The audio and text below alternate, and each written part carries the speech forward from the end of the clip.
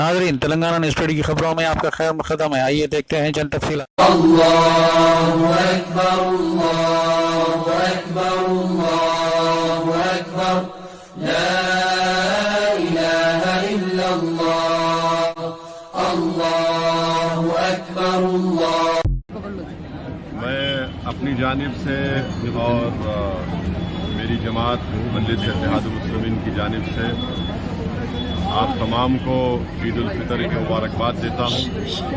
اور اللہ سے میری دعا ہے کہ ہم نے جو رمضان کے ماہ مبارک میں جو روزے رکھے، نمازیں پڑھی، دعائیں کی، صدقات، زکوٰۃ اور فطرہ دیا، اللہ اس کو ہمارے لیے بخشش اور مغفرت کا وسیلہ بنائے،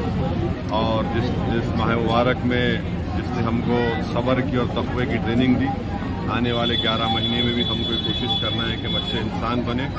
اور ہمارے وطن عزیز میں امن کو اور اس ملک کو مضبوط کریں۔ آپ تمام کو پھر سے عید الفطر کی مبارکباد۔